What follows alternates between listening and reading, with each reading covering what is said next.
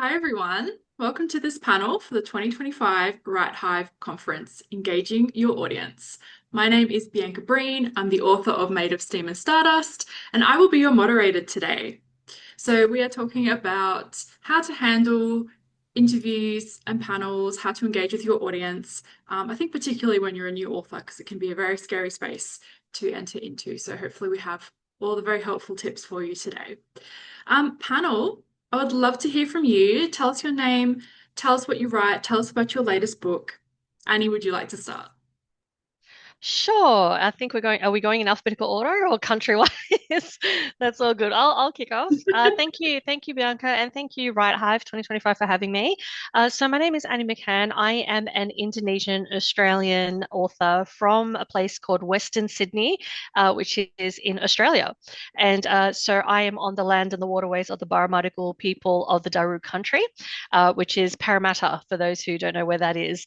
So I am an MC myself. I am the writer of multiple short stories that have been published. My sixth one, I believe, is coming out next month. And I'm also the founder of a network of readers called Readers Review, which I've been running for 16 years, and that brings a lot of readers, writers, content creators together over time. But most recently, I have published my debut novel, which is My Harimau King, as featured behind me. Am I pointing correctly?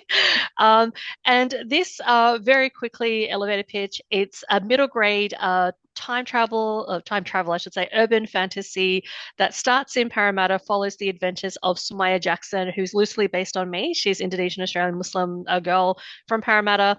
Life is fantastic as she knows it, school, friends, cousins, family, but then suddenly things start to go wrong. People start disappearing. Then they encounter things that they would believe should be in a museum. And next thing you know, they find themselves transported back to 1500 Pajajaran, which is ancient West Java, Indonesia. And that's where she realizes that she's the chosen one and one of the last living descendants of an ancient king.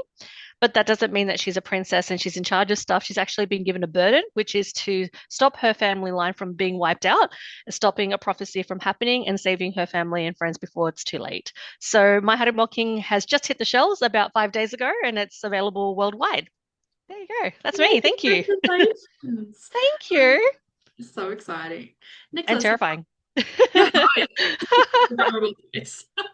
Nicholas, would you like to go next? Sure. Yeah. Thank you, Bianca. Thank you, Brett Hive. Congratulations, Annie. Um, my normal pitch is hello, hello, hello, my friends. I'm Nicholas W. Fuller. I do that a lot on BookTube. So I'm a little new actually to the panel and being on this side of the interview space.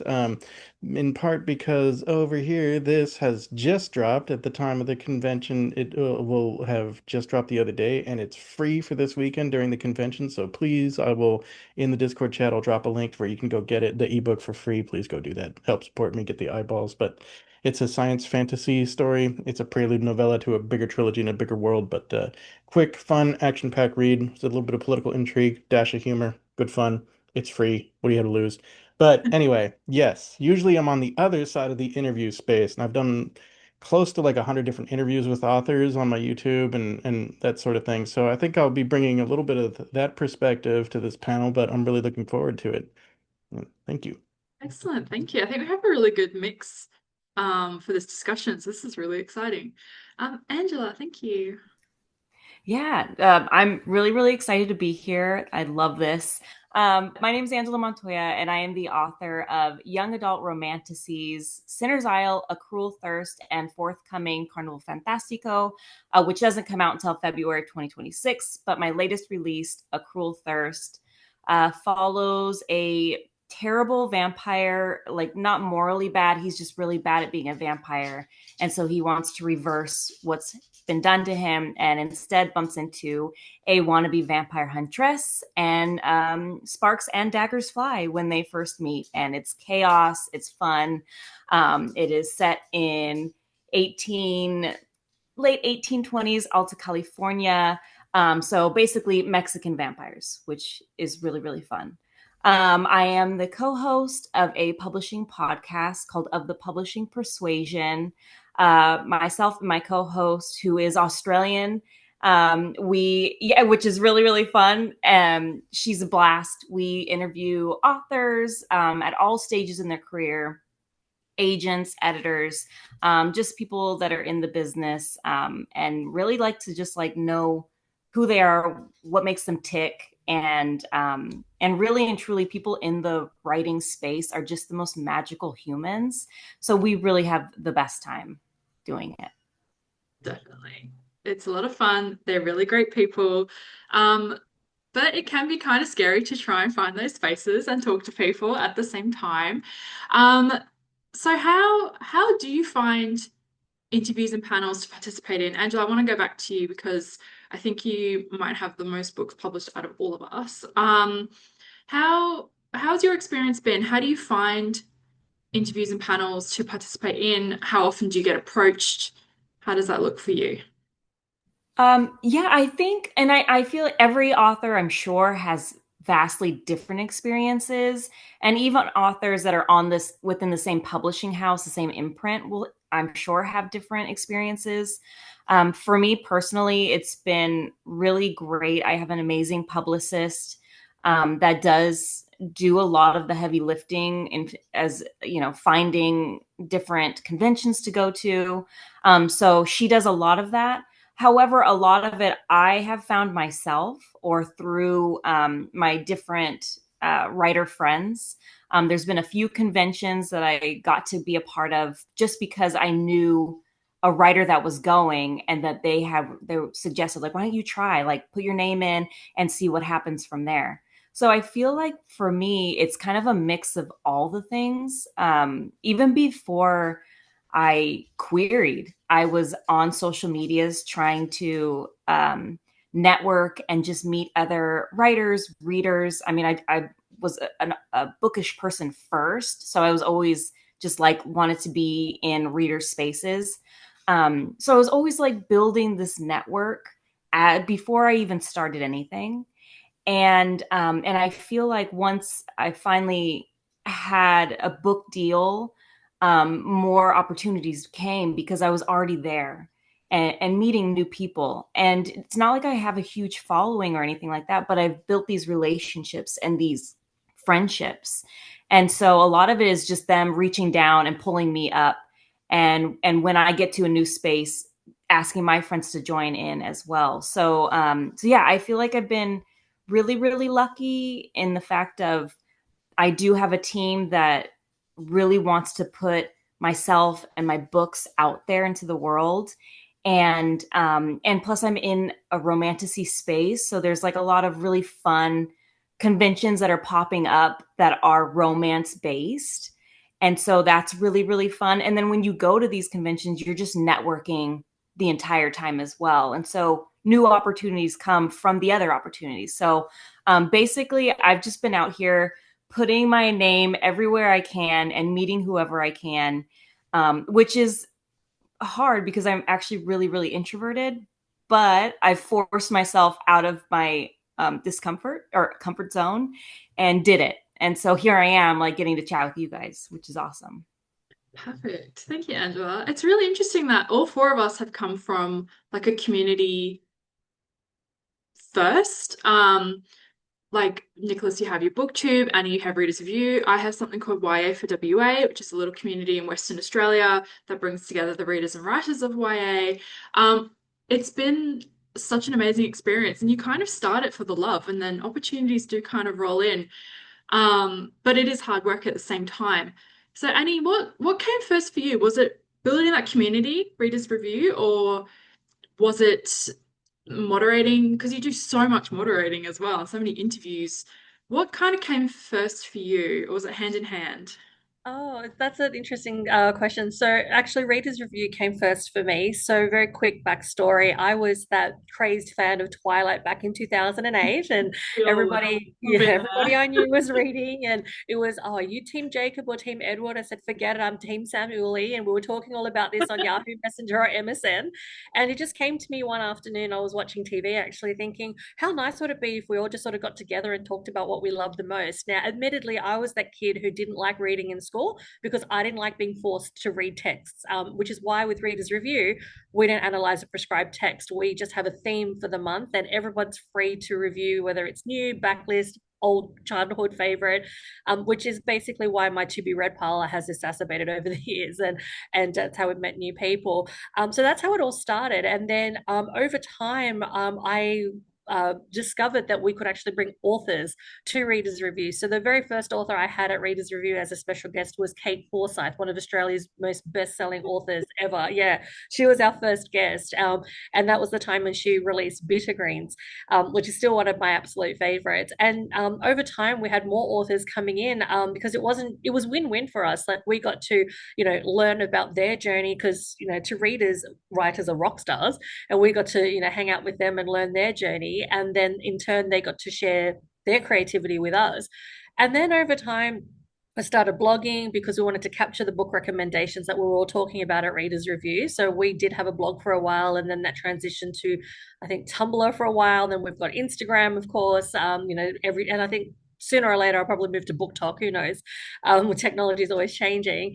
But then because I've had a lot of authors come to Reader's Review, I had an opportunity to MC a book launch.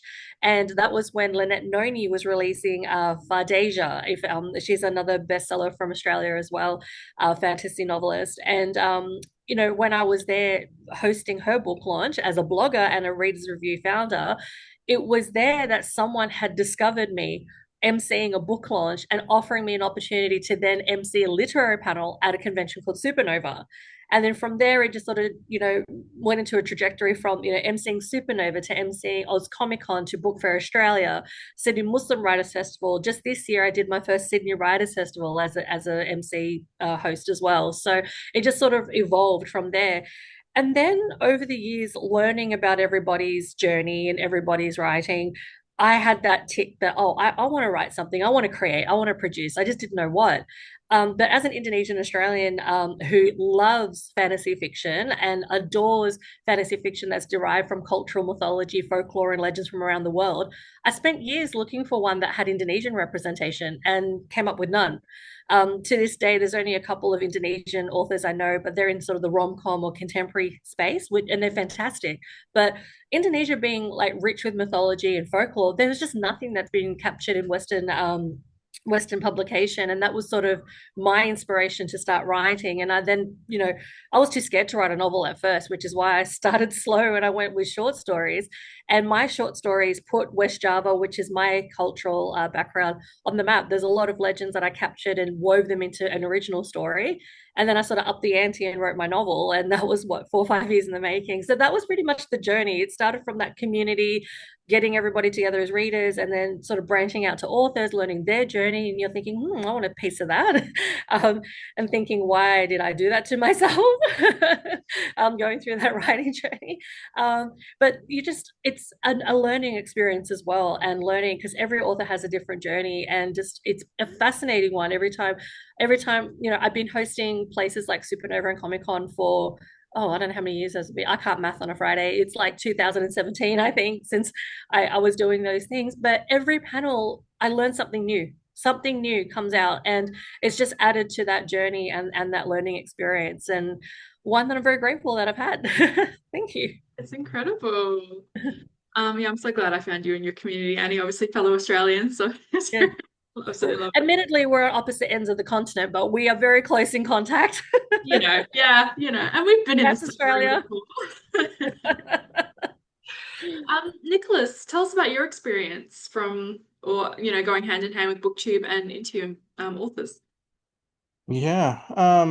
In some ways kind of similar to Annie, in some ways different. The biggest difference is I mentioned that this is my debut novel, but that's actually kind of a little bit of a lie because like I did write a book too long ago, and I did initially like self-publish it, but these days it's a trunk book where it probably should have been, and it was really a book that I wrote for me, not a book where I really wrote it for the audience. So that's why it's kind of in the trunk now. But that at that time, for me, was kind of an isolating experience. I did all the writing in a cave, you know what I mean? And like I wasn't like connected with the community. So as I kind of got the itch to take another crack at it, I said I'm gonna do it different this time. I'm gonna get engaged with, the indie community. I know they're out there now, years ago. Well, this was like 2010 when I was really doing it before, There wasn't the same indie community that there is now. Um, but this time I was like, yeah, I'm gonna get more engaged. I'm gonna get to know some people, that sort of thing, just talk with some people. I started an in-person writing group, which has been really nice to get together on Saturday mornings and talk with other people that are have the same dreams and aspirations and help kind of it ended up being a critique group. But yeah, I mean with the YouTube, I wanted to kind of talk about books I'm interested in, that sort of thing. But it really kind of evolved into honestly mostly an interview channel at this point, kind of organically. And that's been great because it's such a fun way to meet people. And like I think we all kind of agreed and already established that like book people are great people, It's just so nice to connect with other nerds that are into the same stuff that we are. It's a wonderful thing. So and then that of course has kind of similar to what you were saying, Angela, of like just a few people. Everyone's so willing, especially with their advice and their knowledge to help, and to reach down and help up. And so one of the things, kind of going back to the question of, like the panels and that sort of thing. One of the things I've just discovered recently is that like, with cons, it's probably like a no-brainer to people that already know this, but I didn't know that at cons, like if you want to be part of a panel, it's not just like the organizers go through and like create no, like there's a whole pitch thing where you need to like kind of pitch a panel idea that you want to be on and that sort of thing. That was like this was news to me. I just assumed that like, comic cons were made by someone on high being like this person and this person will be really fun to go listen to. That's not really what it is. It's So I partly think that's good. true. Partly part of it, but you're right. Like, I just want to, sorry to jump in because everything you're saying is 100%. Because I've seen it myself. There is that pitch, process, especially with indie authors, and that's usually it's outside of your comfort zone. Like a lot of indie authors are very introverted. They're not like myself. Like I didn't start off as a writer. I'm very outgoing, but there's a lot of indie authors that just the whole idea of public speaking is terrifying. So there's no way they would even think to pitch it. And it just astounds me because 80% of a convention are your indie authors and individual creators as well. So there's a lot there that needs to come out. Yeah, definitely. Um, so my experience is I sort of wanted to say this because yeah, my experience has kind of been the same. I had a community first. I sort of created it because I had moved from Perth to Melbourne and then back and wanted to create the community in Perth that I had in Melbourne because Perth didn't have one. And it was just this really beautiful thing over the years where all my friends were people that I'd met through the writing community that I had partly created. And just about everyone at my launch a few weeks ago was from that community. So it was a really incredible thing. But I also just want to say for some new writers who might be watching that is just one way. Like it takes a very long time to build this community. And if you're thinking, oh my God, I need to get on and create a community, I think that these things just happen organically, and we've been very, very lucky to have created that and to have made these friends. But obviously, it's never too late to join a community and get in there. But yeah, we're all sort of representing a similar experience, but it's definitely not the only experience. And just out of curiosity, Nicholas and Annie, how have you found entering the moderator or the panel space as authors? Like, how have you had many opportunities for interviews? Have you been approached yet? Have you just been putting yourself out there? Nicholas, how's it been for you this time round? So, I haven't been like approached yet, but knock on wood, someday, maybe, I don't know, Comic Con, San Diego Comic Con. You just reach out anytime. I'll be there, let me know. But yeah, but I have done interviews and like, but what I've done is reach out because again, like, so I've been, well, one, I mean, I've been a fan of some of these podcasts and shows for a while, and like some of them I've been able to kind of connect with the hosts and become friends with the hosts over time, and that's been really cool. One of them wanted to be on my interview show, and like the first time that happened, I was like, "What? This is amazing! I listened to your thing. You want to be on my thing? That's that was fun." but then like, at this point now that the book is coming out, like, I'm aware of some of these shows and I know that they need people to talk to, and I'm said, hey, I want to be on your show. Like, what's a good time? And but even if I didn't know the person, I think that's still very valid, like that. I mean, again, like I think Annie was making the point, sometimes people can be, a little apprehensive because we're introverted and like, oh, but like the truth is like hosts need guests, right? So it's not like you're giving a burden, it's you are it is welcome for you to send a message and say, hey, I'd love to be on your show. It's up to them if they want to take it further or not, but like you are absolutely not in the wrong by reaching out to a show and saying I'd be interested. I think that's just flattering, honestly. So Fantastic. Thank you, Nicholas. What about you, Annie? Have you entered the author space, been on the other side of the panels yet? Yeah, it's been a bit of a mix because my book only just came out on the 14th of June, so that was only 5 days ago, but sort of in the lead up, um, I was basically reconnecting with my community with, for example, the advanced copies and the, bloggers, and basically doing that advanced reading, the early reading, getting that sort of word out there through social media. So a lot of it was through social media. And then we sort of upped the ante with a media release, and we basically reached out to people we knew, people that we had connected with, and just provided them with a media release. So it's been sort of a mix where, the community have contacted me because I've been in this community for 16 years, so they're very excited. They want to know more about it, especially a book like this has never been seen in the middle grade Western space before. So a lot of people are intrigued by it, not just by, the fact that it's Indonesian culture, but it's legends that people haven't heard before or mythology that they haven't seen, that sort of thing. And it's mixed with, Western culture as well. So it's different. But it's also, that, reconnecting, with the community, as I said, and conventions, but also recently I did an interview with SBS Indonesia. So SBS is a TV channel in Australia, but it's also a radio and a podcast. And I got the opportunity to interview with an Indonesian journalist who was fascinated with this idea that, Indonesian mythology is now in Western Sydney. How did this happen? So it's been a mix, I have to say. And it also feels really weird because, like Nicholas was saying, you're used to being the one asking the questions. Like, I've done a lot of Instagram live opportunities with authors, and that was a result of COVID when we were all in lockdown and we discovered this technological way to communicate with the world. We're all in quarantine. So being on that other side, it's like, oh, okay, you're asking me questions now, and I'm trying to bite my tongue not to ask questions back. Like it's a very unusual experience. But I have to say it's been a mix, but it's still very early days as well. And I've been very great. I'm very grateful, and I've been very blessed because the book only just came out 5-6 days ago. The official book launch got pushed back by 2 weeks, but already I've got like 4 events lined up for the book signings as well already, and author talks and the like. So it has been good, and that's reconnected with people.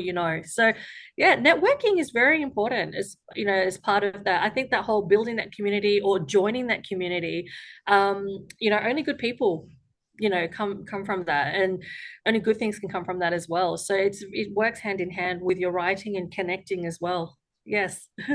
Beautiful.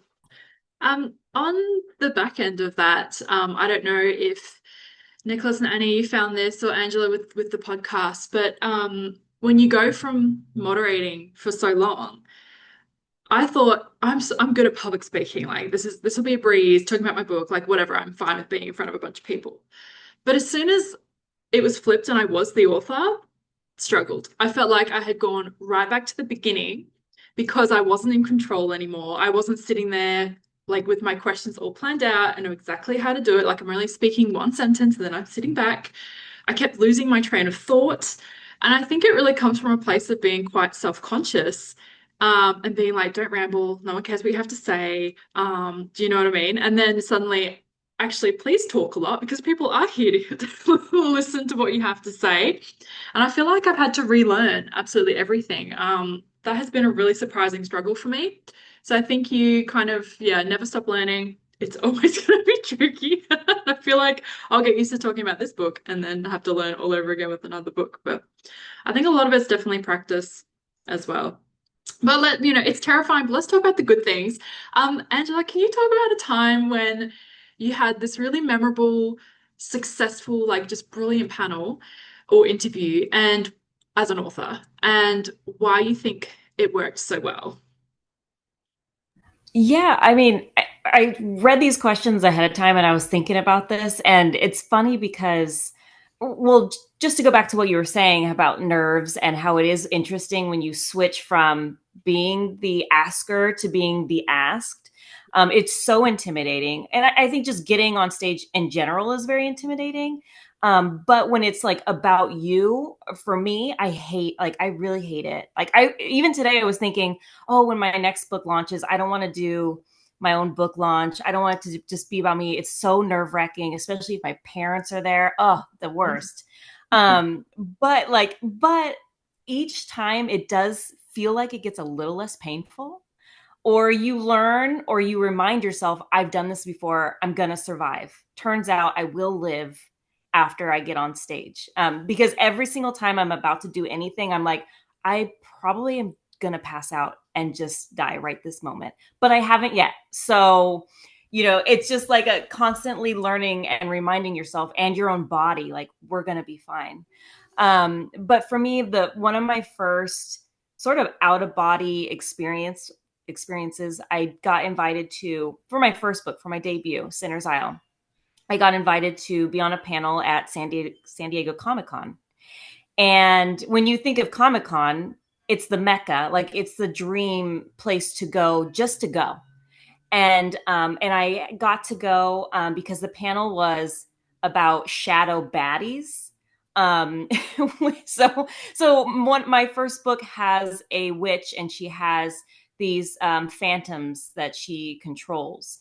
And so it ended up not so much being about like these like lovey, lusty books or whatever. It was more about kind of how we interpret fantasy and our real world, and we combine them and we kind of explore through fantasy. But in that panel, and it was this packed panel, and it was with these huge authors that I had really, really respected. I mean, I still do. I still do respect them. But I was on this panel, and I was just like looking out, and it was one of those moments where I was just like, okay, this is kind of what I've been building towards from the beginning. This was the dream. And so every uncomfortable moment I've had has been building to this time. And it ended up being a really successful panel. And because I was surrounded by these big authors, a lot of new readers got to meet me. And so now every time I do get to do these big panels, I was just at LA Times Festival Books. And that was an even bigger panel, and it was an even bigger room and higher stakes and bigger authors around me. And again, I just kept telling myself, you're going to survive. And it ended up being a really great time. And after, I met so many more readers. So yeah, I feel very lucky to keep getting these opportunities and forcing myself to do them and reminding myself I can. But again, I think accepting the nerves and just working through them, I feel like the people watching understand that we're all just human at the end of the day, and that nerves are totally normal. And I think that kind of just like blends in, and like we're all here together. We're all experiencing life together. But yeah, it's been really, really fun experiencing these big moments. And every single time it's a reminder of like, okay, we started the podcast to practice and to train yourself. And now here we are. So yeah, it's been fun so far. That's good. I think that's really beautiful and a really important thing to remember for debuts, I think, especially because you get so caught up with I don't know if anyone else found this, but you just get so caught up with like the book's coming out, I've got to talk about it, what do people think? I've got to design a bookmark, all this stuff, that it is so easy to forget to stop and be like, I made it. I feel like at my launch, I had to push that back because I was like, if I think about this, I'm gonna cry. Like, this is a dream come true. I'm gonna stop if I let myself think about it. So, yeah, I think that's really beautiful, and something that people might forget is to actually like, especially book people, I feel like it always starts quite young. Maybe not for Annie if you're writing. But it's a dream for such a long time because it's such a long, long process, long, slow process. That yeah, it's really important to just enjoy it. Is this part of your like before you get on stage mantra, Angela? Like how do you handle like those physical nerves before you get on stage?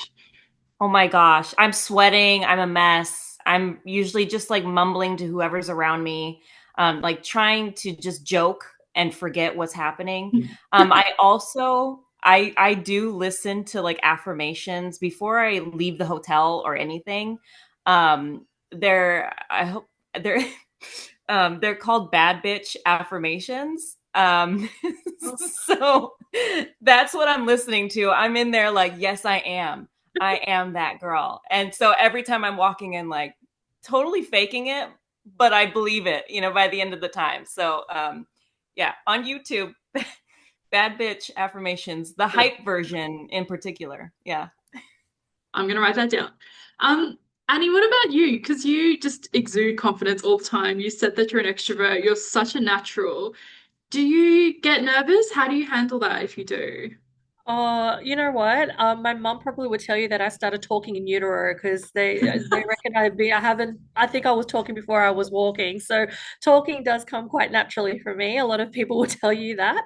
Um, I think earlier on when I was emceeing, like for example, the first time I emceed Supernova Convention and I had my first literary panel to host, it wasn't, a local author or, a friend or someone that I've known from the community. My first author was Raymond E. Feist. And I was like, OMG, I'm sharing the stage with international renowned Raymond E. Feist.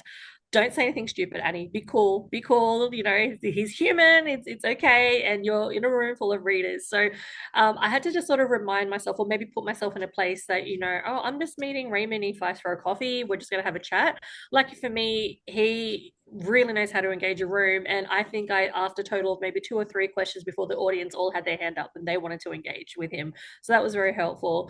That was all fine and good until the next level where I actually interviewed TV celebrities. So Barbara Eden, I Dream of Jeannie was like the epitome of my MC experience, followed by interviewing Barbara Feldon and Dawn Wells from Gilligan's Island. So having that golden age of Hollywood responsibility, it can be quite intimidating because, and I guess it's not about me going on stage. It's just seeing that it's a full house and there's so many people there and knowing how popular this panel is, the expectation, the bar is really high. So again, it's that whole be cool. People are here to see them. They're not going to be scrutinizing you, but they're going to scrutinize whether you're going to ask a stupid question. So just being prepared and, pretending that you're meeting them for an interview or for a coffee, that sort of thing, that sort of get that in your head. And also what helps as well when you're interviewing at conventions is in most cases in the theater room, the audience is dark. Like you can actually see it. The light is on the stage. So you can actually sort of filter that out as well. Um, so that has helped a lot getting over that. I don't know how it's going to go with my own book launch though, because again, it's like I'm used to interviewing other people. This time around, I'll be on stage being interviewed. So I don't know how that's going to go. But again, it's just remembering that these are your people. This is your community. They're here to support you. They're here because they saw that you've done an awesome thing. So just have fun with it and be proud of it as well, because it is not easy. And I actually hosted an interview last night with Maria Linwood, a local Australian author. She wrote, oh my gosh, she's going to kill me because I forgot the name of the book. I've gone blank. Mistress of Mistress Amber of and the Flame. Flame, Ember and Flame. Yes, it's a fantasy book. God, I just gone blank there. Sorry, Maria. But I had like a fireside chat with her last night, and it was incredible. We had a lot of fun, just having fun with it. I'm actually known for telling lame dad jokes during. Uh, uh, during an interview, in the sense that, oh, if we don't have any questions from the audience, I will fill this time with lame dad jokes. And half the time the hands go up. No, Annie, wait, I have a question. Please say the dad jokes. Sometimes I get requested, so I have to have a few up my sleeve. So it's just that matter of just having fun with it, supporting each other, knowing that you've done an awesome thing. And she mentioned last night, Maria was saying that writing and writing a book is not an art, it's a craft. It's something that you've had to learn, it's something you've had to master over time. And that's not something everybody has in this world. So we've been given a gift.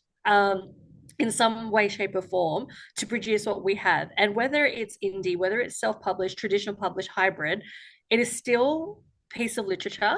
It's a legacy you've left behind, something that you need to be proud of. And that's something we need to remember when we do take the stage, because we have a gift for the world. And so when you have that, it sort of boosts that confidence that, you know what, I've actually done something. And you'll find that your worst critic, the ones who will say something quite negative about you, are the very people who haven't produced anything in their life. And they might not be secure in themselves. And they're very quick to judge you or criticize you, because you'll find that, successful people, people who have done something worthwhile, they lift you up. Because in the writing community, it's not a competition. We're all a community, and writers support writers, authors support authors. So having that in the back of my mind when I go on stage, when I'm interviewing, and when I'm doing all these things on Instagram, just remembering that this is a positive energy that we are sharing. This is something very uh energetic, and I don't want to say the word positive again, but it's one of those things that we're giving something back in a world, in a time that's very uncertain. So having all that in my mind, that's basically what keeps me going. That's so beautiful. Thank you so much for sharing that, Annie. I feel like if no one gets anything else out of this panel, I'm getting so much out of this panel right now. I feel warm and glowy. Nicholas, how do you handle nerves? Well, to add to, getting something out of the panel. Now I'm gonna go look up this bad bitch, affirmations. Like, just I want that too. I love what Annie was saying too about how like everyone's good, and it's everyone, the people are there for you. I love that too.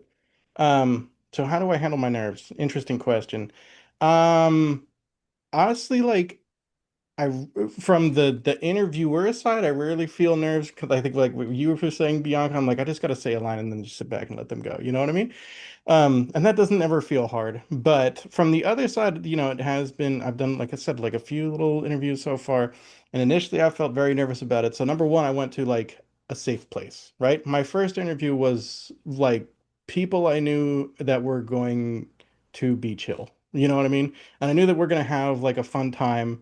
We're not gonna like are gonna talk about the book, but they're not gonna have any kind of gotcha questions. I don't even know what a gotcha question would be for me exactly, but still, like they're out to have fun with me, and it was a good time. Beyond that, I think like already I'm starting to get a little bit more comfortable with the idea of talking about my book. And I think I'm again already starting to figure out like what I want to focus on, and a lot of it is focusing on the characters when I'm talking about the book and kind of pitching the book, and like because I think talking about the characters and how they act and how my main character is actually kind of inspired by a guy I used to play video games with like 20 years ago because I'm old. But that's like a fun story to tell, and I think it's something that people can relate to. Also, that guy used to be like he was ex-military and he was just kind of hanging out playing a lot of video games, and I was young and hanging out and playing a lot of video games. So like, like just sort of telling those stories like, oh yeah, ex-military. I kind of know a guy sort of like that. It lets people kind of relate, and it also lets me talk about something that's related to the story and related to kind of the genesis of the story, but like in a fun way, and not necessarily having to talk about like what are all the themes that you wanted to touch and how was it heartfelt, and I'm like, no, no, no, don't make me put myself out there in that way. I don't want to do that. I want to talk about like the jokes and what I used to say to the guy I played video games with. That's more fun. That's more easy. That's more less intimidating. Thank you very much. So I want to talk about how to avoid mistakes or the kinds of mistakes we should avoid when we're on panels. And Annie, I want to start with you, but more about, and Nicholas, when I come to you, more about on the author side. So like, what kind of mistakes you think authors should avoid, or like, have you had any experiences where maybe an author hasn't performed as well as they probably could have, what that was? Yeah, tips for mistakes to avoid if they can. Annie, can we start with you? Sure. Yes. Look, I've seen a range. Overall, the authors that I've interviewed are very engaging, but I have had my share of authors where the answers are very short, and I have to sort of work overtime to keep this conversation going. And I think, look, that's not reflecting negatively on the author. I think that might have been an experience thing. It could be a nerve thing. They don't realize that the audience is actually there to see and hear from them, not me. So trying to sort of shift to, remembering remembering that, look, we're spotlighting you. I've done as much research and reading of your book as possible to have a spoiler-free interview with you. But please tell us about things that we don't know, because that's what we want to like. Well, as an interviewer, that's what I want to know about an author is, the talent behind the pages. What is your creative process? What gets you going? Do you have a ritual that gets you in the mood to write? That sort of stuff. Or are you like me, you have to listen to certain music to get you in that zone, that sort of thing. So that's one thing that I guess I've experienced and seen is where an author, the answer is so short. They have so much to offer, they just don't see it. And I think that could be a confidence thing. So that's something that I could share. Maybe even as a tip, remember, again, what I've said, your craft is your gift. You have something amazing to give to the world. Own it, run with it, and talk as much as you can about it because your audience is there to see you, not me as your MC. Another thing that I've also seen on a panel as well, when there's multiple panels, is where maybe three people are having a separate conversation, and then there's one author just sitting there with a microphone, not saying a word, and you're trying to sort of steer that conversation. My biggest challenge was having seven people on a panel, and I was like, oh my God, that is huge. And it's just trying to give that equal amount of space to everyone to have that airtime. And that's why I don't generally like what we did today. I don't introduce people. I say, look, here's the panel. This is where we start. Please introduce yourself. Maybe talk about the most recent book that you have. So at least the audience hears from you directly. So it's that if you're on a group panel, it's good to have an interactive conversation. But remember that there's more. Like if there's four of you, remember that there's four people there, not just three, as well. So I have seen that before. And I guess the last thing that I've seen is that the author just doesn't feel prepared. That they have no idea that, oh, okay, I've got a panel now. Oh, what's the topic again? What are we talking about again? And they try to wing it as best as they could. But even the punters can feel that this person just has no idea what this panel is about. And so, it is up to, I guess, the host to try and navigate and steer that conversation. But I guess it's also helpful for the authors if like what Bianca was talking about earlier, we know that the panel is happening. We all got given some of the themes or the direction in which Bianca wanted to, navigate this conversation. So we sort of came prepared as well. Having that look at, so oh, this is my panel. This is what we're going to talk about. Have a couple of things in your head that could relate to your own book that you can actually share. So yeah, they're sort of the three tips that I can share. Yeah. Fantastic. I kind of do want the confidence to just be like, get up on stage and be like, what are we doing again? Because it's not me. I'm like pouring over all these questions, like memorizing what I want to say. Because I have met an author like that. She was like, what time is my panel again? I'm like, how are you like this? Oh my God. Someone didn't do their homework. Oh, it could never be me.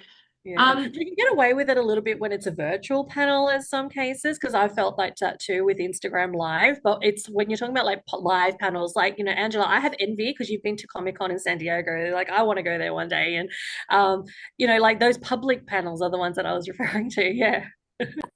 Amazing. Nicholas, what kind of mistakes do you think authors should avoid? Like, what have you experienced? Yeah. Okay. So I've talked with a number of like debut authors, right? And like one of the things that I think I can fall into this too, like there's kind of two pieces of it. But like often I'll talk with someone and their kind of attitude about their book is just like, gee whiz, I wrote a book, which I get, right? Like, I mean, great, we did it. Wow, well, that's amazing. But that's not really like, I don't think that's the right attitude to have to sell your book in an interview or a panel, right?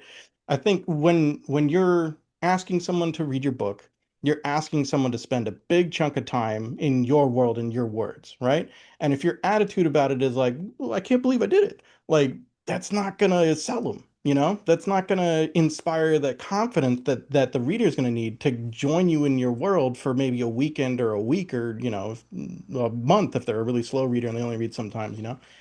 So I think that like the other kind of piece that goes along with that also is having a self-deprecating sense of humor, which often I do, and need to make sure that in my like panels, my interviews, I set that part aside. I can self-deprecate myself and be like, my beard looks goofy or whatever. That's fine. But like I can't like can't do that about my book and then trust that someone's going to be like, well, it's still probably going to be a fun ride. Like that's not the way to sell the book. I have to be confident about my writer while I'm in the panel, my writing while I'm in the panel in the interview. I have to be confident about the book I wrote and the story I told and say, I think it's great because I do, I think it's a lot of fun. And hey, other people thought it's a lot of fun.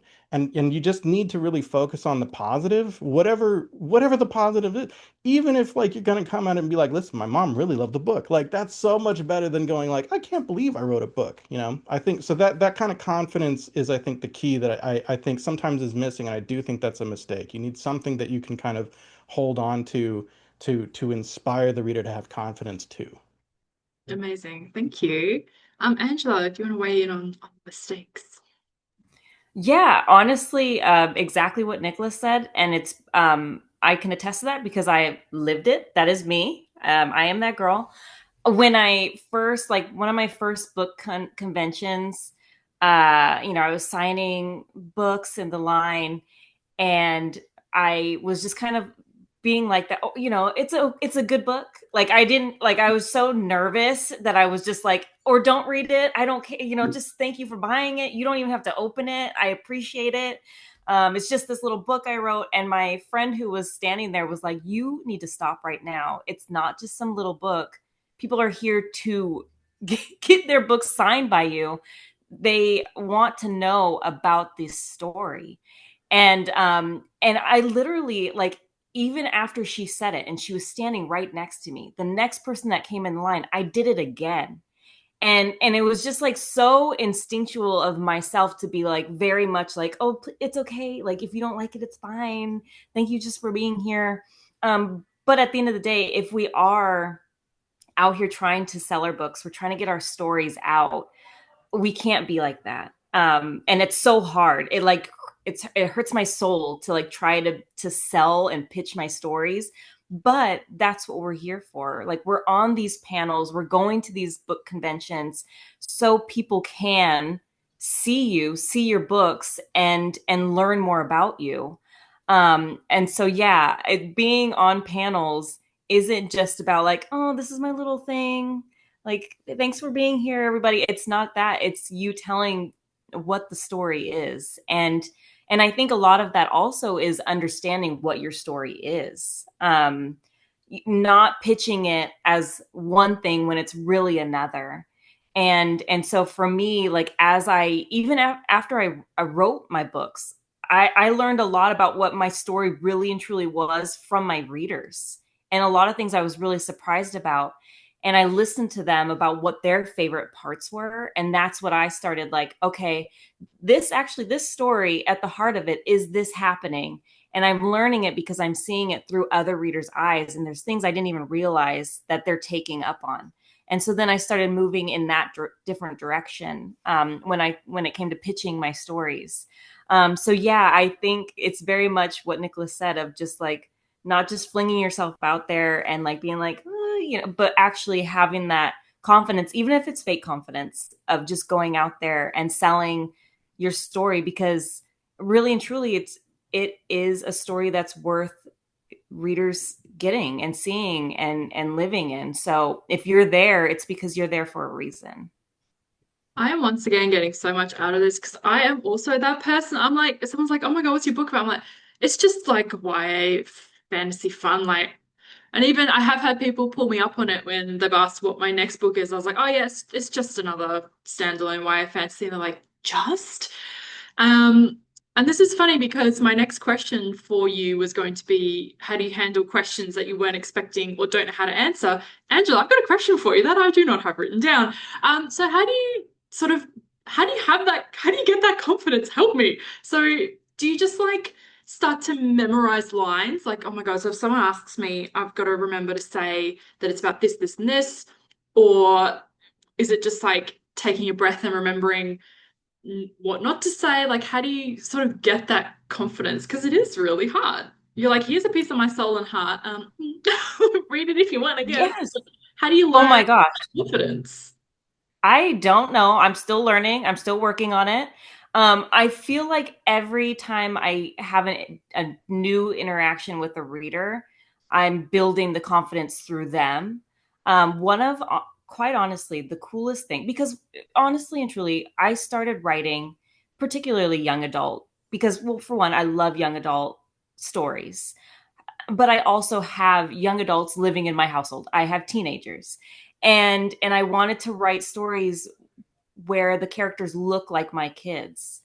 And so I wrote these stories. I got them published. Kids are reading them now, teenagers. And I was recently at a young adult book festival, and it was all these kids in my line, and they were so excited to ki- see characters that look like them.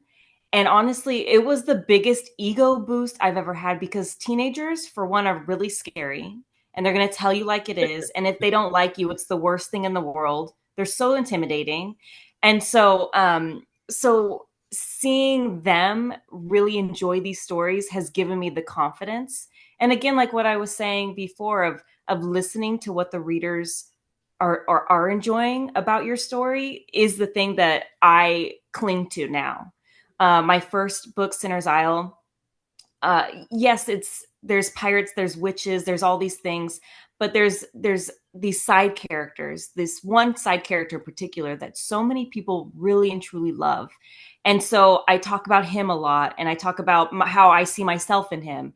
And so I'm just picking and pulling and like trying to relate myself, my writing, to these characters that people have fallen for. And so but also, if I'm not feeling confident and if I am feeling very nervous, I'm very quick to say I'm not feeling confident. I'm feeling kind of nervous. Like, you guys can see me jittering, and every single time I'm feeling jittery, almost every person I've talked to is feeling the same exact way.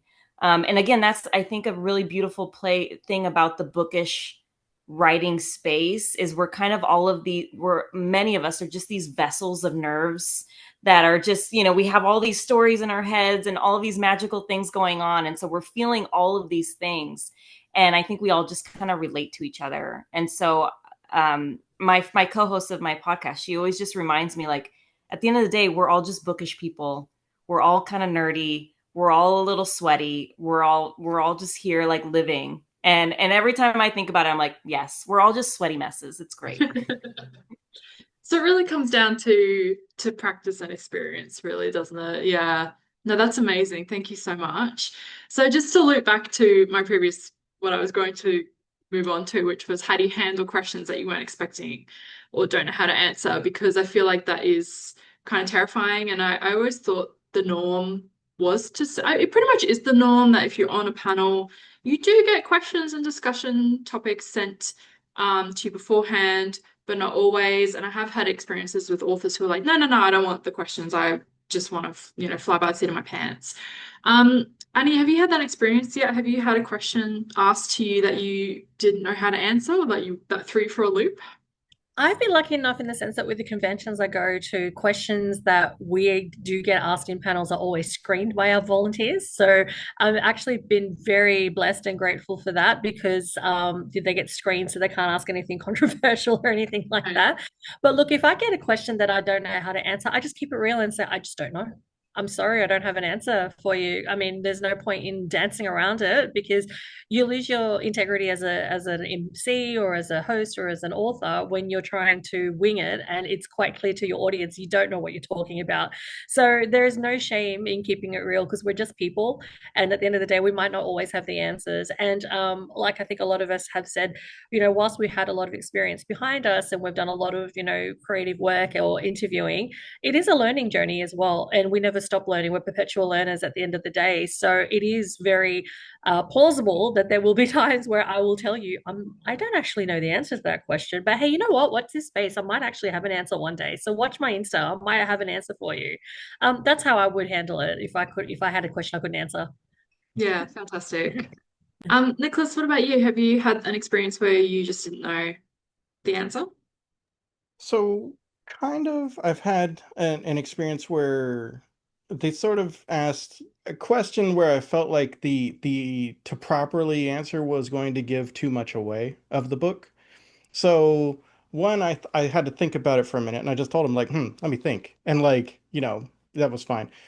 Going back though, I do think like there shouldn't be too many opportunities where you're completely not sh like sure. I think if it's completely out of left field and you have absolutely like nothing at all, then maybe the host isn't doing a great job, you know? I think if you're walking into these things, you shouldn't feel like you're going to be blindsided, you know what I mean? And I know that most of the audience is authors and so I want you to you don't need to be afraid of that. But anyway, I wasn't sure how to answer that question about something that I felt was going to give too many spoilers. So I thought, let me think about it for just a second. And he did kind of fill a little bit of time. And then I'm like, okay, let me answer it this way. I will say this, but then also I'll say a little bit more spoilers. And I literally like, I don't know if anyone else would want to do this. This was for like a virtual thing. And I said, I'm going to give more spoilers. If you don't want to hear it, do this. And I did that like the whole time I was doing the spoilery talk. And it was just kind of talking about a character that wasn't revealed like right away and kind of how that character what's the word? The narrator that's not always an unreliable like Yeah, guide and mentor was unreliable this as character. narrator. Yeah. Yeah. Yes, yes. So the character in my story isn't introduced right away, but they're like an unreliable mentor for the main character. And I didn't want to necessarily like say that at that time, but anyway, I think that overall though, like if another like strategy is just to kind of take what the question is and bring it back to something that feels a little bit more comfortable. You know, you can like that should work in most instances, especially like and you probably have some things that you do feel comfortable talking about, like, you know, again, like specific characters, I think is a really good go-to and things that people can relate to. So, you know, if you can bring it back to something you feel comfortable, I think that's another great way to handle a question that you're a little bit unsure about.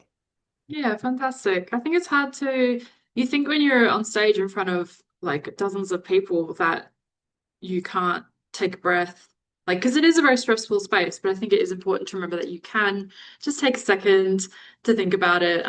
Yeah, that's really great advice. I feel like, yeah, I mean, like sometimes a little second can also add like a little bit of anticipation too, right? You know? Yeah, it's about to say something really important. Um, so you've just been on stage, you've done a fantastic talk, you've hopped off, you're in the signing line, then what? How do you how do you keep engaging with that audience once you've sort of had this beautiful interaction with them in the signing line? Off they go with your book. How do you keep that going, Angela? After you finished a con, what are some ways that you can build a lasting connection with those readers? Sorry, I was trying to. My dog's over here shoving me. I think for me, like as soon as I get back, what I do love to do is post about all of the experiences I've had at a book convention. And I try to tag everybody that I've met. Sometimes I can't, and then they can feel free to tag it or tag me in things.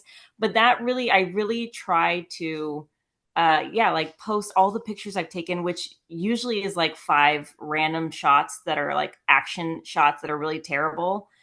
But if you've been there, you'll see yourself. And so I think I just try with every different new thing I've done is to interact with whoever has tagged me in pictures and reshare what they're doing, like what they've posted. So I really do want to just like continue this relationship that we've built at, even if it's like only like 5 seconds, 20 seconds that we've had in line.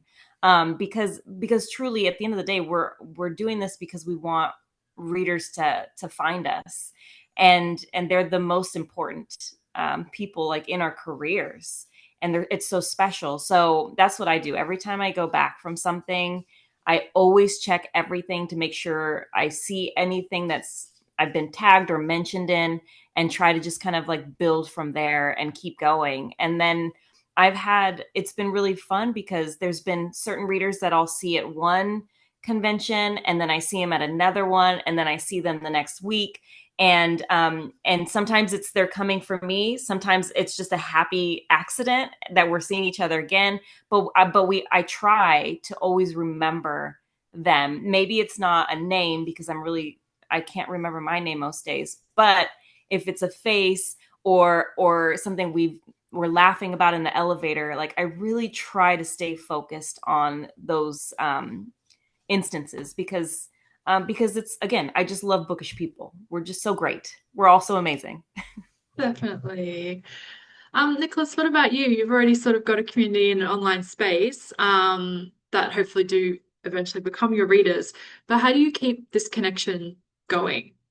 Like, I guess, I mean, very similar to Angela, just try to, after any interaction, just connect with them on some way online. Often, I think Twitter, it will always be Twitter to me. It will never be X to me, but I still think that's kind of the easiest place to connect with people for all the faults it has. I do think it's an easy way to connect with people, but I do also like Instagram. I think that's a great way to slide into someone's DM sometimes, but usually I'm kind of already there if I'm like been going to interview them, but still like it can be great to hey, that was a really great chat. Thanks for talking with me. Just wanted to keep in touch and I'm not always good about this 100% of the time, but there are some people that like I really do keep in touch with pretty regularly, and that's really nice. It's in and I have had the experience where I've been at like a con and someone's recognized me from my interviews and he wanted to track me down and like, say hi and whatnot, and that's fantastic. And I need to reach out to that dude a little bit more too. Like, I mean, the more that you kind of connect with the people after the fact, I think the deepening you are of the relationship, and that's going to not only be cool for you because you're getting to like build a relationship with someone that's already into your stuff, and that's just cool, but then great for them too because obviously they think your stuff is cool and they like you and getting like Annie said in the beginning, like to readers, writers are rock stars. I don't know about interviews, but maybe I don't know, maybe we're talk show hosts. I'll give myself that credit. Sure, we're that. Like so. Fantastic. Thank you so much. Annie, has your experience been quite similar? Yeah, I'm always of the mindset that when a reader is engaging with you, supporting your work, then they're treating you as if they are your fans. And it's very important and vital to treat them with respect. They've taken the time out of their day to engage in your work. And as Nicholas mentioned once before, they've invested time to walk into your world. Or like with Angela's experience after the con, after the interview, sorry, in a con, they line up at your desk to come and see you. So it's vital to treat them with that respect and show that you are very grateful that they've spent time, wanting to get to know you through your craft and through your creative writing. So I'm very much like Angela, where I go back because I'm mostly on Instagram with my writers page, and any share, any tag, I'm meticulous. I don't want to miss it because I don't want people to feel like, oh, I got left out that you shared this one, and it's not easy when you get tagged a lot, especially during, like, I'm in the middle of an Instagram blog tour at the moment. So, every day, I have to remember I've got to log in to check, did that person make the post, and reshare it, and make sure that I express how thankful I am, because I genuinely mean it when I say thank you so much, because you're taking time out to support me and to elevate what I'm doing. And you're treating me as if you're my fan. So I have nothing but respect for you, and thanks, special thanks to you to do that. And that's how I guess the word thank you goes a long way, keeping that engagement with your readership when you meet them, also remaining humble as well, that yes, you have done such a great job, and you have pushed something forward, and you have given a gift to the world in your writing, but also remaining humble, and sharing that experience with your readership as well. That's how that engagement lasts so much longer, making them feel welcome, making them feel included, and that sort of thing. So that's the experience I've had so far, I guess. As a host or an MC, I've had strange experiences where I've been at a convention and I was asked for a photo, and I'm like, I'm just the host. Like, why do you want a photo with me? But they were so excited. They were like, oh, you were so cool on stage. And, can I follow you? Are you on Instagram? Can we be friends? And I'm like, yeah, okay, sure. And so, the fact that they've taken the time to come and say hi to you. And here I am thinking, I'm just an ordinary person. I'm just doing something I love. But just, yeah, just sharing and treating them with that same level of respect, it just goes such a long way. And making sure that if you are tagged, don't miss that tag, reshare it as well, because we're supporting each other's accounts when we're doing that as well, especially with bloggers as well, to get that traffic moving on their accounts. Yeah. Oh, beautiful. Thank you. I just have one more question before we start to wrap up. And since we're on social media, I wanted to get all of your thoughts on what you think social media's role is in landing opportunities to talk on panels and interviews, and promoting them as well. Angela, what's been your experience? I think for me, and I want to say, like, meeting the different authors, bloggers, booksellers. Booksellers for me has been so important and really, really amazing. They're the reasons why I went to Comic-Con. It was the panel was hosted by a indie bookstore, and so they had read my book. They had seen me on social media. That's how I got into that one. Same with LA Times. The Rip Bodice, it's a store down in Southern California. They had read my book. That's how I got into that one. So I think social media is really, really important for networking purposes. It's you're getting yourself out there. You're showing your humor, your thoughts, your views on things. Do I think authors have to be on social media? No, but I do think it's a great landing place for people to find you and discover you and kind of feel you out if they're looking to put you on a panel. But I do like, of course, there's mega New York Times bestselling authors that aren't really on social media and they're doing amazing. So I think it works differently for everybody. And I feel like if social media is fun for you and you have your community there and you're having a good time, then it's the place to be for you. But if it is something that drains your soul and you hate it so much and it's like killing you inside, then I don't think you need to be on there. I think you can find other things. I think you can get on podcasts or listen to podcasts or blogs. There's so many different outlets. So I feel like for me, obviously I love social media. It's where I feel like I have grown and met so many people. But I love it. If I didn't love it, I don't think I would want to do it. And I think sometimes I don't love it. So sometimes I don't want to do it. So, but for the most part, I'm here. And I think it's great because it's really built out this network of, like I said, booksellers, bloggers, readers, and authors. So yeah. Fantastic. Nicholas, what about you? What role do you think social media plays in landing and promoting interview opportunities? Yeah. So I think everything Angela said is spot on. I agree with all of it. Kind of building on a little bit, I do know that like there's either interview hosts for podcasts, that sort of thing, or cons where they will look at a social media as a way to like vet a potential guest. And I know like for me, I'm not looking for a massive follower count. I'm not looking for daily stories on Instagram or whatever, that level of like activity on there. I don't care. What I do care is I want to know that like you're a real person, right? I want to see some I hear what you're saying, Angela, but I do like kind of a little different point. Like I do think all authors should at least like have the page, right? You don't need to go post all the time, but have the page. If for no other reason than one to like show you're a real person and two make sure nobody else gets it, right? You don't want someone else to have like an Instagram with your pen name. That would be awful. What would they do with it, you know? So get those, have it, establish yourself as like, you know, that again, you're not some, I'm sure all of us have all those like bots on the different social media telling us they want to promote their books, right? That you want to make sure that you don't come across like that person, you know, or not person. I suppose they aren't really anyway, but yeah, and having that I think as a minimum is good. And keeping that in mind is good. If you want to take it further and like be more engaged, great. If you want to be able to kind of show a little bit more of your personality on social media so that like someone that's booking for a panel or for a podcast or that sort of thing can get a better sense of who you are, great.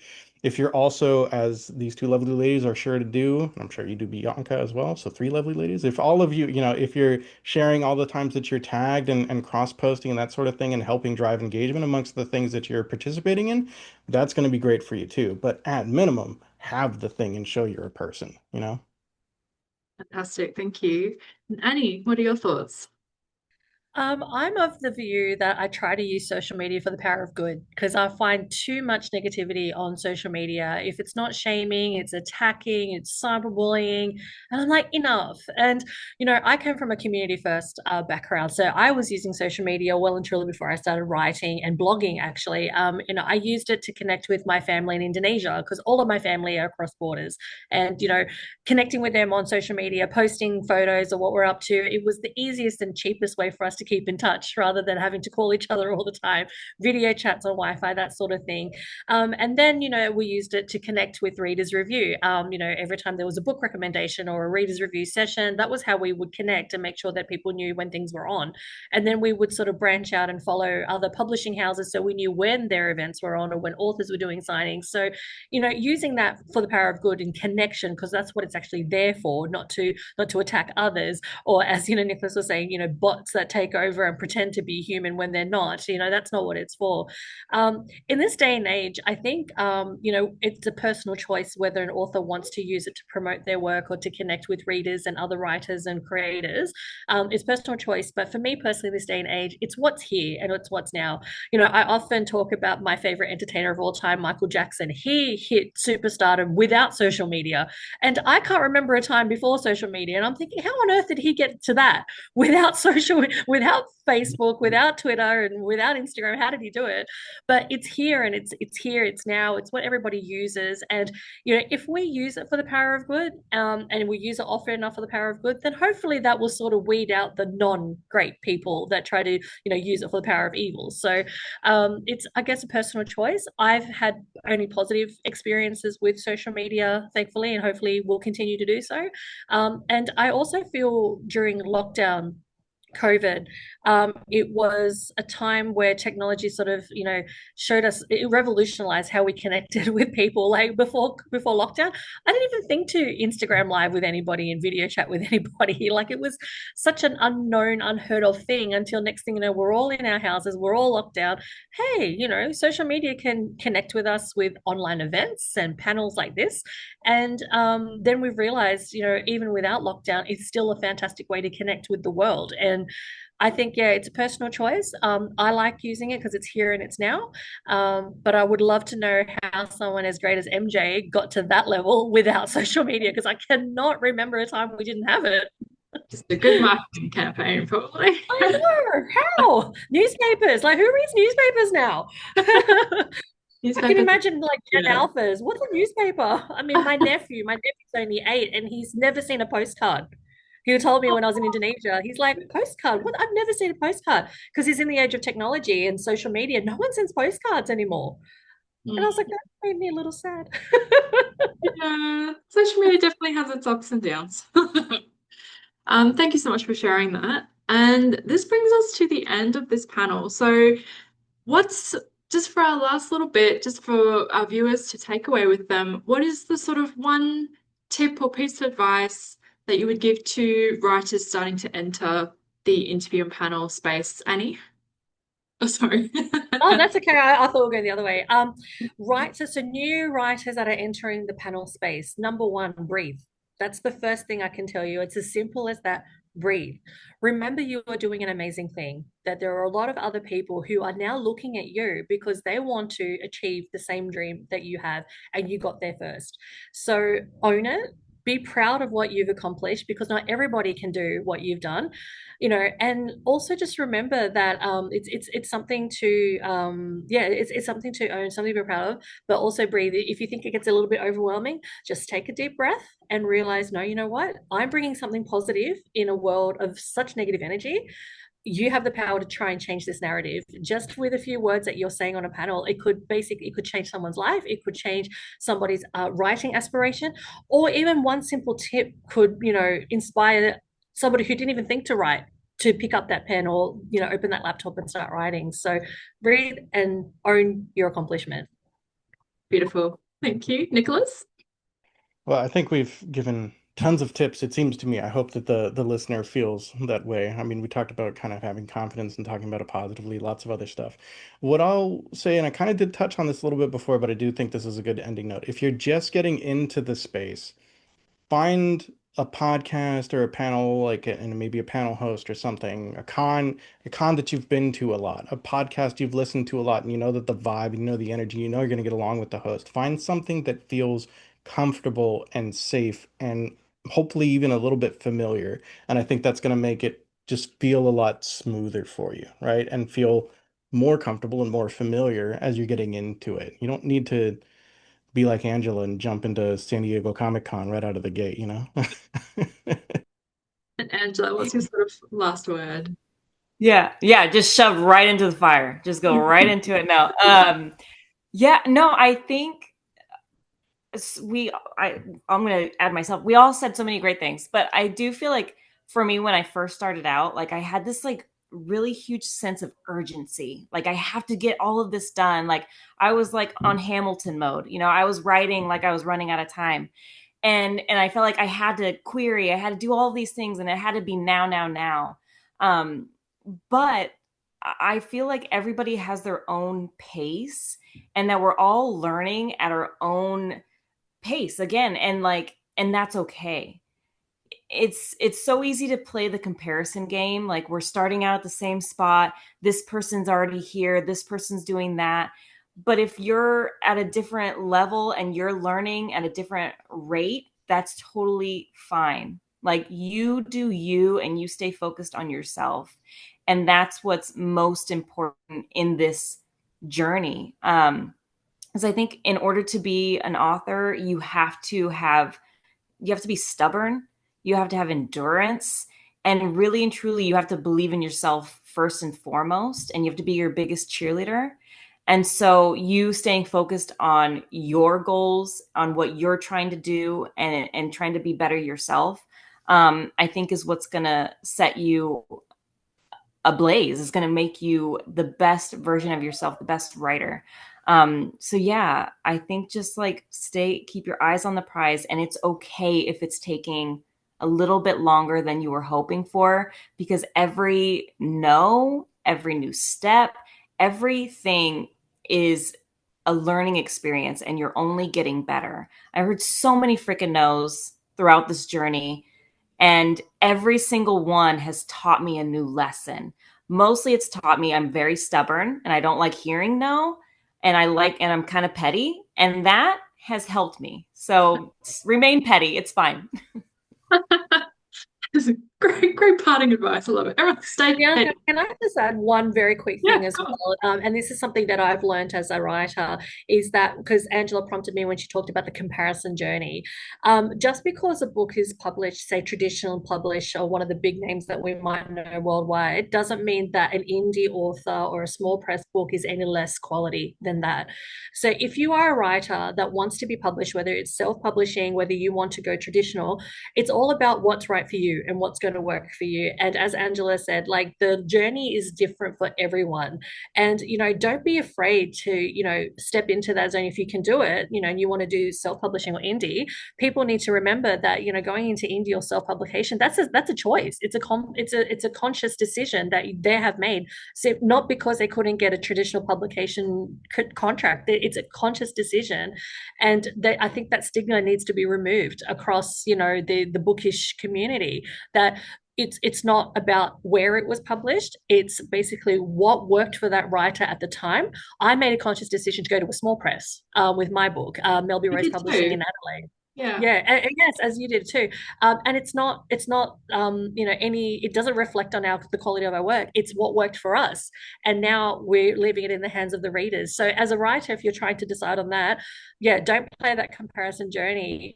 Go with what works for you. Yeah. Yeah, and this might be slightly not controversial, but maybe the weirdest note to end on.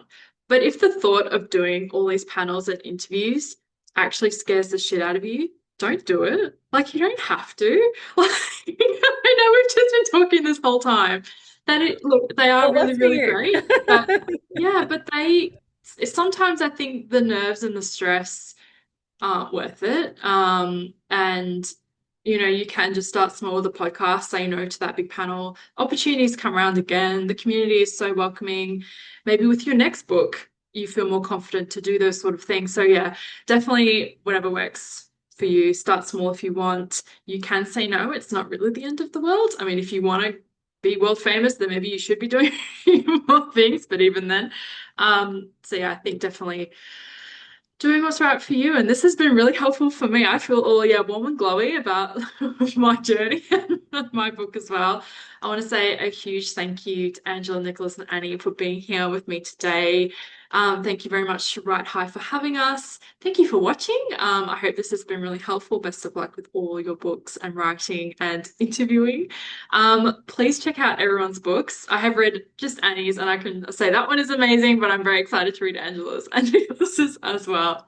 So thank you very much and enjoy the rest of the conference. Bye, everyone.